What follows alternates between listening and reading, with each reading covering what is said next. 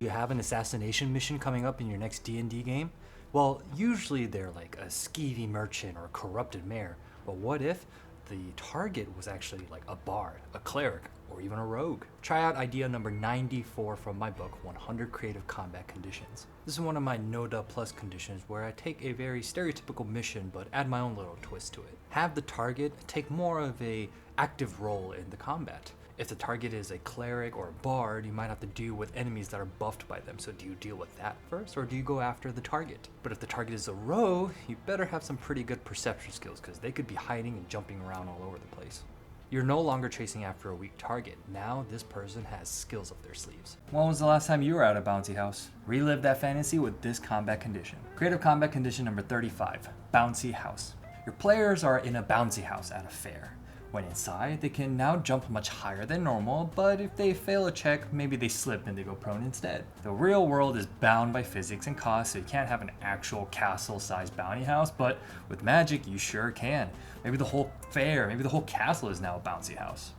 Have various levels so that participants can kind of utilize the jumping aspect of this combat condition and really go to high places where they usually might not be able to go. Let there be random large pillars or really high balconies and sharp edges and cliffs.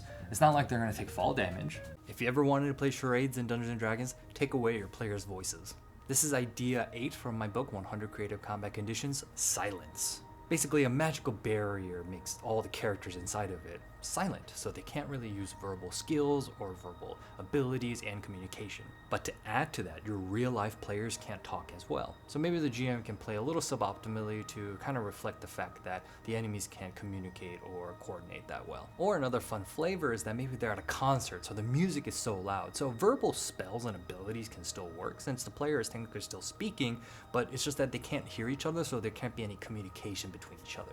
Do you need a fun fight in a lush jungle with a bunch of vines and bushes? Try idea 42 in my book, 100 Creative Combat Conditions, Vine Snares. Basically have vines and bushes all over the floor. Participants have to either go at half their speed or do a skill check to not get hurt by the vines while walking. But if they decide to just run through it, they could either take damage or get grappled. They can use various methods to escape. They could use fire spells to burn down the foliage, or they could just use a grappling check or an escape check. Now, allies could also clear the path for others. Maybe they use fire spells to clear the way, or they use an axe to kind of swing around to clear the path. If you like this idea, follow and subscribe for more. I post one idea a week, but if you want all 100 ideas right now, check out my book, 100 Creative Combat Conditions, link in the bio.